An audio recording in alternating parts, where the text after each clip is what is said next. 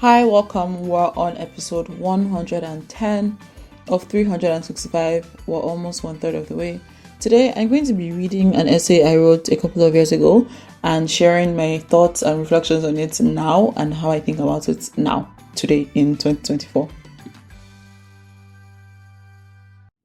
The clearest and earliest memory I have of male people feeling superior to me or expressing same just because they are male happened when I was 8. After a double promotion from primary 4 to 6, I was in a class with 19 kids, 4 other girls and 15 boys. A couple of months into the school year, I was challenged by some boys. There was no way I, a girl, could be smarter, could do better than them, especially not at math. There's a confidence that men have, the sort of confidence that comes with the knowledge of being a man in a world that does not respect women, a world where a man is automatically placed higher and revered just because he is. Growing up, there were many examples of this. Men who thought themselves better to be better, men who assumed they had a right to my space, my time, my body, me. Of course, then I didn't understand feminism, misogyny, patriarchy, and all of those things. I just knew that it was hella weird. I rarely ever had to think about the spaces I occupied from a gendered perspective. Boys do this and girls do that. My parents, my mom especially, raised their 3 children, boy, girl, to believe that they could and should do anything. Nothing was only for boys or only for girls, except, of course, for biological and physiological limitations. So, I grew up in a house where my older brother learned how to cook before I did, and he was a better cook than I was. I changed light bulbs, I fixed minor electrical issues, I washed cars, I hammered nails into walls to hang pictures, awards, and decorations. We rotated chores, there was no chore for girls only or boys only. Also, everybody was expected to do well in school. Brilliance wasn't for boys alone. I do not remember if the boys communicated that discontent about my apparent smartness to the teacher or if he heard us muttering about it, but somehow he found out. And so we had a class competition. It was all the interested boys versus me. The rules were simple. There'd be a 5-question test we had to complete within a specified time period. I forget how much time now. And all the boys who scored lower than I did would be labeled class monkeys. I still don't know why my teacher chose monkeys, and their names will be written on a cardboard and displayed right in front of the class. I don't remember the exact questions, but they covered concepts we were yet to learn. I, smart as that I was unperturbed by this test. I'd always been top of my class before then, and I scored highly on the random mental math test that we had without warning in this new class. When I think back to this story, I wonder, what made these boys so self-assured? I think about the reasons that the girls didn't feel, or at least express, that they could compete with me, and why the boys believed that they were inherently better than me just because I was a girl. What do we teach boys and girls that make them see the world differently? Is it in telling boys, how can you let a girl win you in that contest, from as early as primary school? Is this why boys feel entitled to the best things, while girls feel that they should settle? Sometime in late 2017, a picture was circulating on social media. The photo was allegedly of a classroom in northern Nigeria. In it, the girls were sitting on the floor and the boys on the chairs.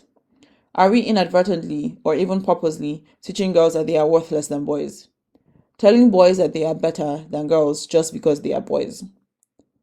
During the convocation ceremony for the class of 2016 at the University of Lagos, a discussion started on my class WhatsApp group chat. I was in my 3rd year then.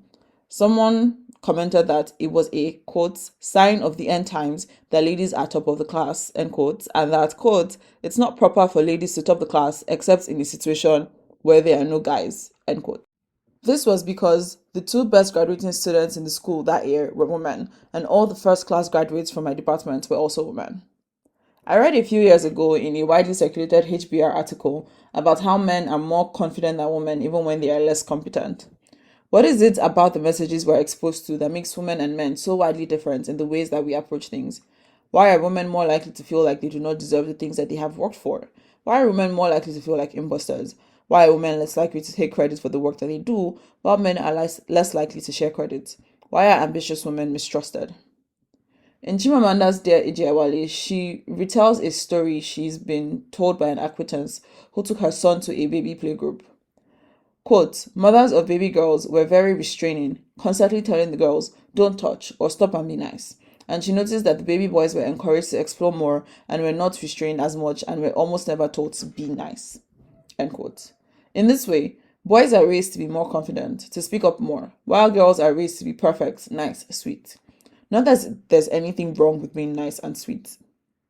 Women consistently have to shrink themselves and their accomplishments. They have to let men allow them to do things. I've heard many stories of women being told not to get the new degree, not to buy the car, not to make that career move, not to take that promotion, so as not to scare men away. Because somehow, the only thing that women should look forward to is marriage, for the man that will come and lift her and bring her to glory. Boys grow up to believe that they are entitled to things: success, wealth, women. Yes, women, because women aren't respected as people, but as property to be owned and protected by men. It's why 10-year-old boys can assert themselves as being smarter, even without proof, and 20-something-year-old men can argue that women can or should only lead when men are absent. I've been facilitating I Am Remarkable workshops for 2 years now, and it's interesting to see how women struggle with embracing their success and accomplishments.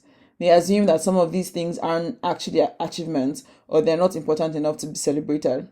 More often than not, I hear things like, it's not important who gets credit as long as the work gets done. But we know this isn't true. When it's time for promotions and rewards, it's the people who get the credit that are celebrated. But women experience another bind.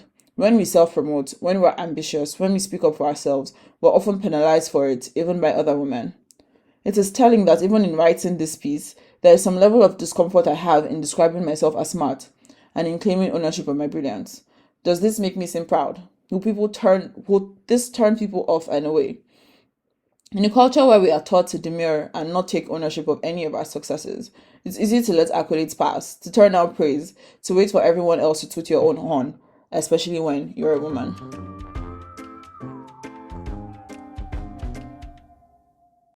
So I originally wrote this in 2018 and then updated it, like a new version of it, in 2020.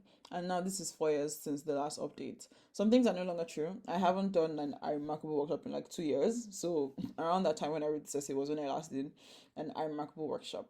And it's very interesting that many of the things that I talked about are things that I still see happening and things that I still experience, where people are like talking down at me or doubting me because they just see this girl, what does she know? And then I'm like, I know more than you on this particular topic that I'm speaking on. On the topic of women being penalized for things that men aren't, I remember recently I listened to a podcast, an episode of the Money with Katie show, and she talked about negotiation. And she had this woman who had done a lot of research into negotiation because she had an experience where she followed all the negotiating tips and tricks, and that led her to not getting the internship or job that she was going to get after she completed her MBA.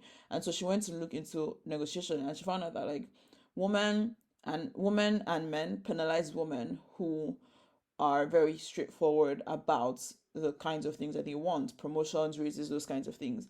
And she created these guidelines based on her research on how women can adapt and not be punished for negotiating, but instead benefit from it.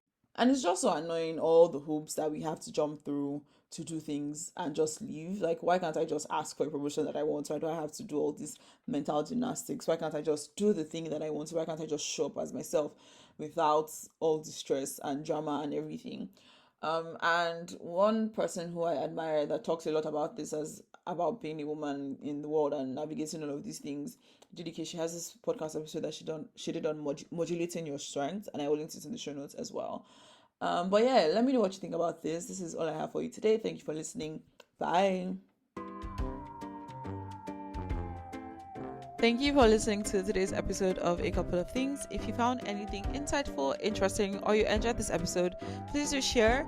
And remember to like, if you can, wherever you listen to your podcasts, leave a comment, subscribe, so you get the future episodes. Thanks. Before you go, this is a reminder that you can ask me to talk about a specific topic or answer a question that you have by filling the form in the show notes to submit your suggestion or question. Bye.